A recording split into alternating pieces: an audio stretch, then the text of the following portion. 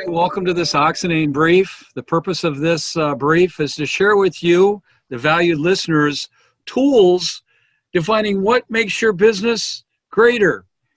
And I'm so excited to be here with Erik Therwanger, author and founder of the organization Think Great, who's got some outstanding series available to be able to provide speaking and training resources on leadership, strategy, and sales. With that, Erik, welcome. Hey, thanks so much, Chris and Bob, for having me on today and for just taking an interest in this topic, what I call the 3 pillars of business greatness. And I like to think as a coach, as a speaker, I help businesses to transform. And you might say, well, how do you do that? And I'm glad you asked that question. When I meet with business leaders, I will ask a simple question. Can your business be greater? And 99.999% of the time, I get a yes. They know it can be greater, but they often struggle to understand how to get there and how to support it. And so over the next 15 minutes, I just want to shed a little bit of light on how to do that, how to transform your business one pillar at a time. You see, we all have levels of greatness that we aspire to reach with our business. I have it for mine, for Think Great. You have it for yours. Everyone listening has an idea of greatness, and you can see it right there. There's a level called greatness right on that diagram, and underneath there are 3 pillars that will help to support it. So whether your greatness is on certain goals or projects or objectives that you're trying to reach, it will be supported by your pillars of leading, planning, and selling. But these are also 3 topics that aren't talked enough about in the workplace. And so I'm just going to go through a few takeaways. Things that I help business owners, business leaders, and their teams to work on to not only empower leaders, but get their entire teams engaged. And one of the very first questions that I ask is, once they say their business can be greater, I like to ask them, what would make it great or remarkable or unique or better? And they may have all kinds of answers. In fact, I encourage them to create a list, because a lot of those objectives, a lot of those levels of greatness will go into their strategic plan. We'll talk about that later.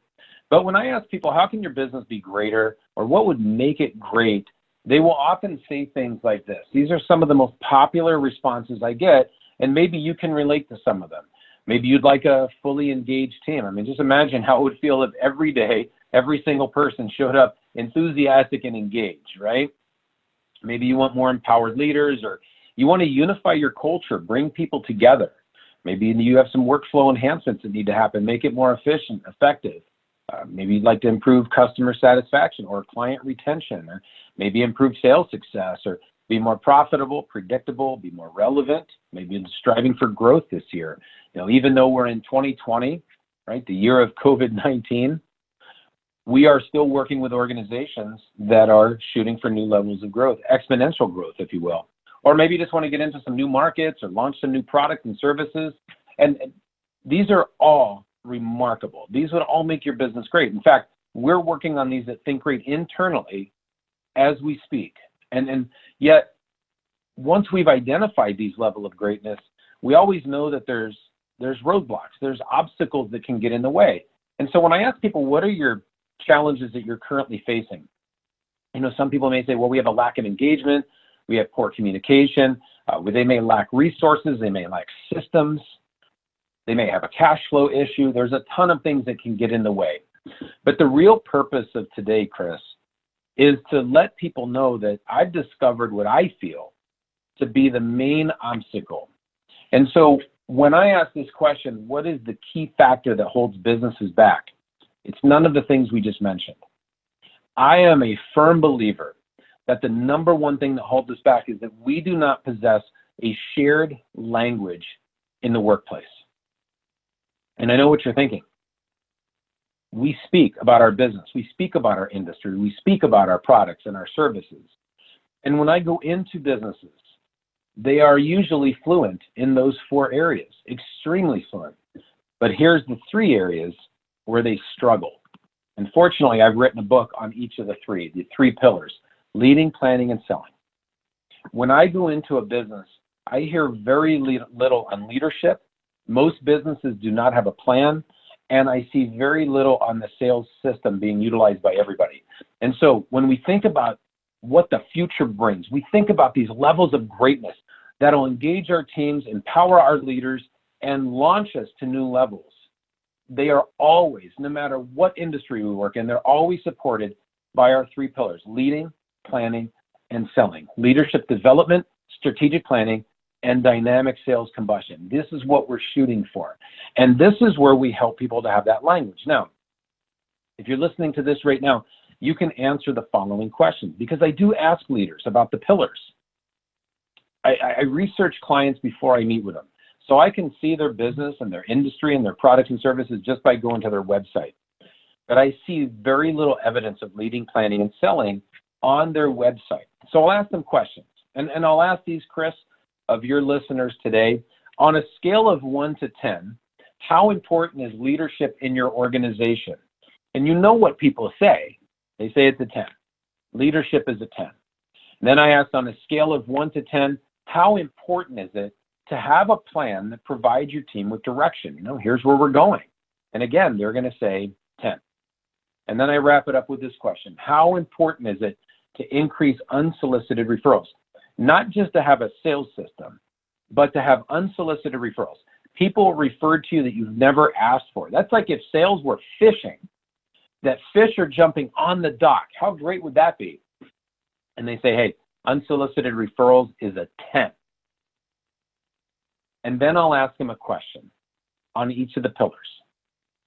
If leadership is a 10 for you, how would you rank your current leadership development program? If having a plan to provide direction is important for you, how would you rank the use and the knowledge of your current plan throughout your whole team?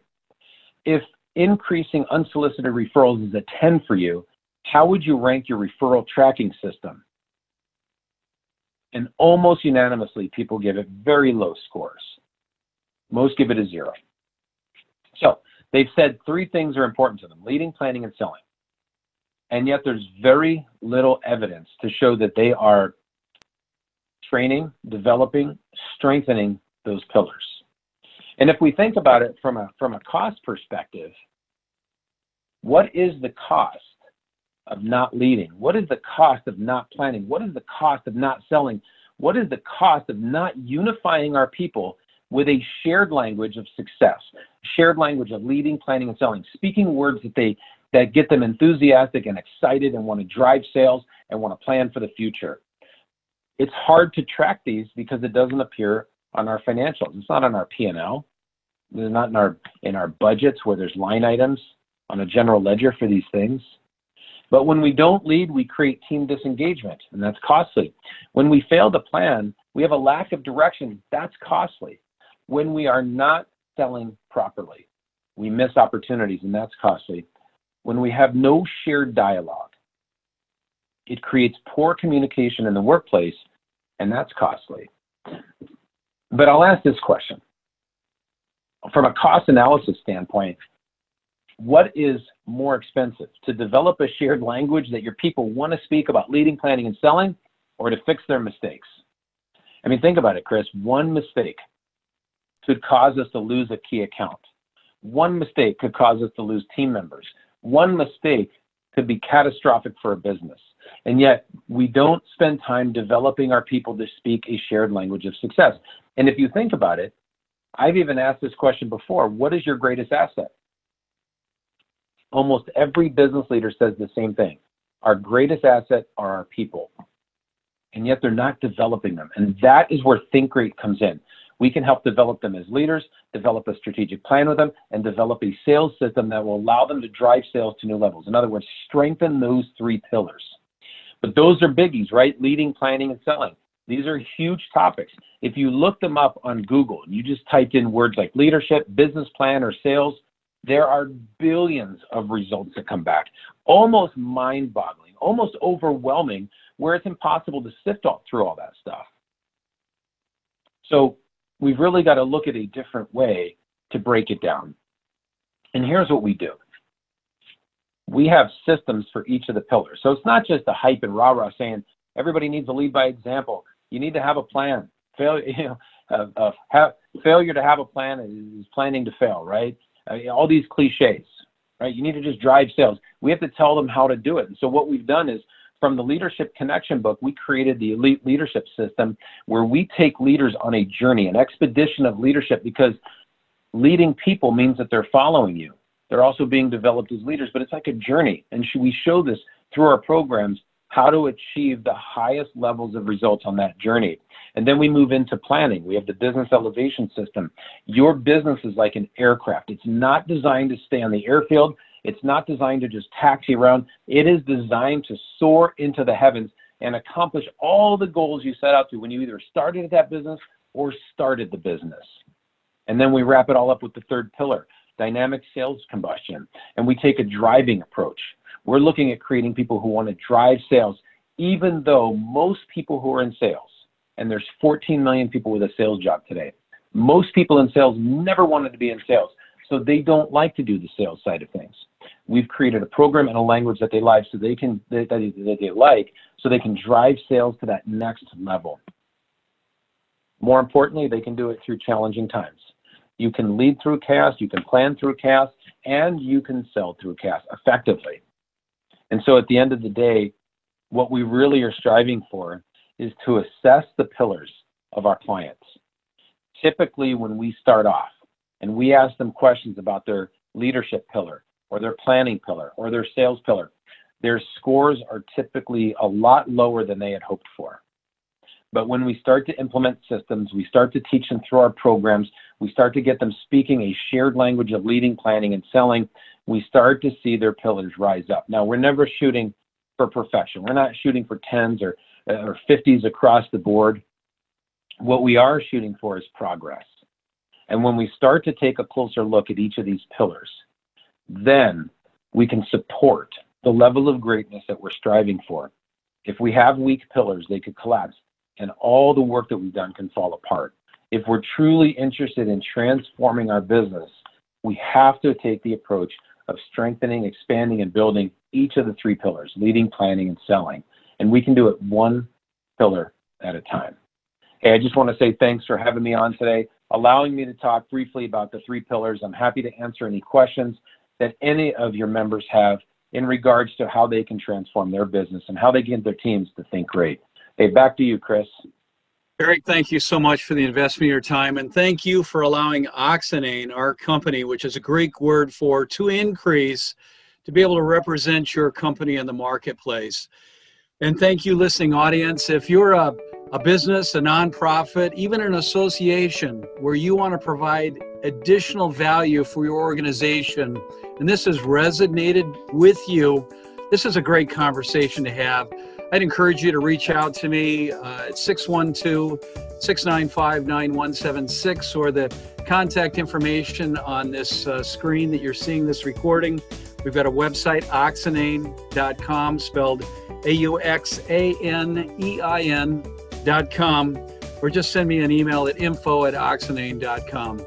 Until next month, thanks for staying tuned, and we look forward to providing additional value through materials going forward in the future. Thank you.